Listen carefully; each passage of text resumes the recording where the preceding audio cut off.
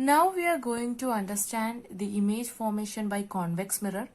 For that, we are going to take two cases. The first one is when our object is placed at infinity.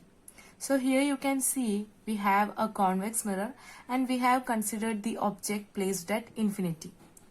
Now we are going to take two rays of light. We know that for image formation, we always require minimum of two rays of light to get the image. And here also we are going to take two rays of light and we are taking both the rays to be parallel to our principal axis. So here I have taken two rays of light which are parallel to our principal axis, and we know that in convex mirror the rays of light which are parallel to the principal axis after reflection appears to be coming from the focus.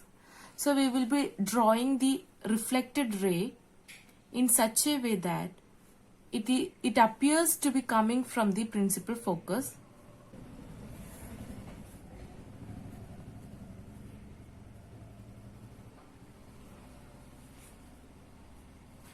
So the ray of light is drawn in this way. It is reflecting back in such a way that it appears to be coming from the principal focus, and the other ray will also reflect in the same way.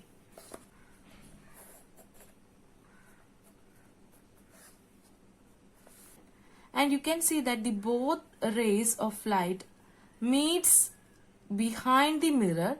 In front of the mirror they are diverging apart, so they will never meet in front of the mirror, but behind the mirror we can see that they appears to meet at the focus, principal focus, and it forms a point image or a very diminished image. So the image formation in the first case, where we have considered our object at infinity, we obtain an image whose position is at the principal focus and its size is highly diminished, or it's a point sized image, and the nature of the image is virtual and erect. Why it is called virtual? I have told before, the word virtual represents that the image is formed behind the mirror. Now the second case for the analysis of image formation by convex mirror, we are taking the object to be placed somewhere in front of the mirror. That is between infinity and pole of the mirror. It is just placed at a distance away from the pole of our mirror. Now we are considering two rays of lights. The first ray of light that we are going to consider is the ray which is parallel to principal axis. And we know that such a ray after reflection appears to coming from the principal focus.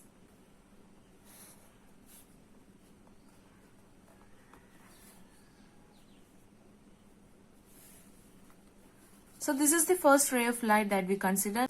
Now the second ray of light that we are going to consider is the ray that is directed towards the center of curvature.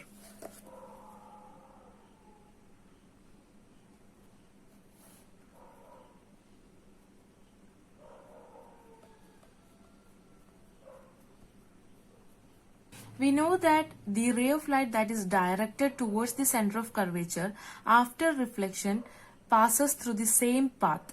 So this line represents the second ray of light. And we can see that these both ray of lights intersect at a point which is behind the mirror and which is between pole and the principal focus. And the image that we obtain is erect and it is smaller in size than the size of the object. So the nature of image that we obtain here is that the position of image is between the principal focus and the pole. The size of the image is smaller or diminished. The nature of the image is erect and virtual. So this is all about the image formation by convex mirror. Now we are going to understand sign convention, which is also known as new Cartesian sign convention. Sign convention are set of rules based on which we take the sign of the distances. The easiest way to understand sign convention is through this diagram. As you can see in this diagram, we are going to apply the Cartesian system, and here pole is taken as the origin and the axis px dash is negative axis and px is the positive axis. We are going to apply the same rules that we use in a normal Cartesian coordinate system, that is, all the measurements from the origin towards left is taken as negative and towards right is taken as positive. Upwards it is taken as positive and downwards it is taken as negative. So pole is our origin here. Towards left, that is the distance towards left, all the distance are taken as negative and all the distance towards right is taken as positive, that is marked in our diagram. And all the heights upwards is taken as positive and heights downward is taken as negative. These are also marked in the diagram.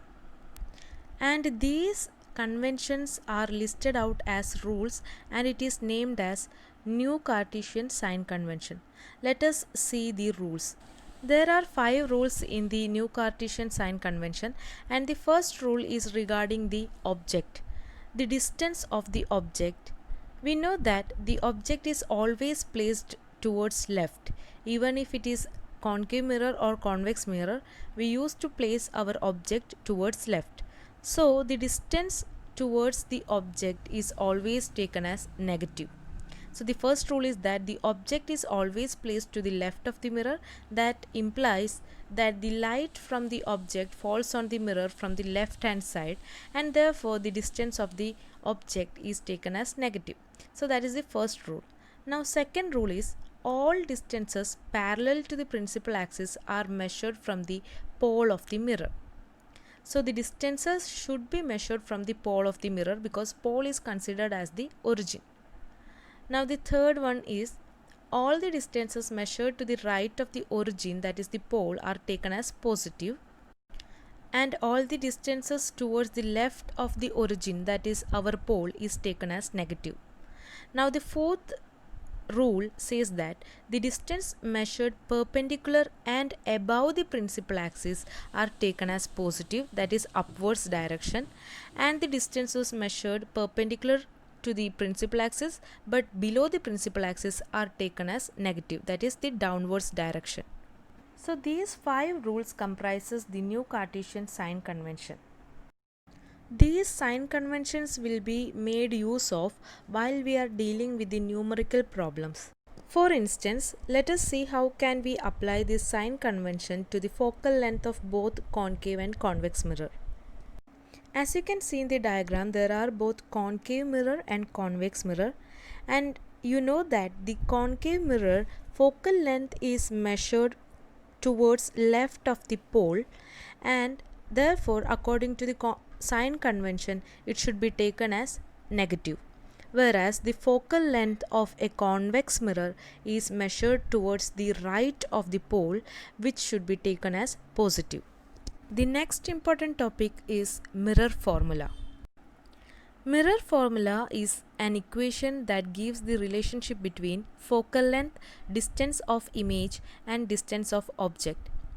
The distance of image from the pole is called as image distance and is represented as V, and the distance of object from the pole is taken as object distance and it is represented using U.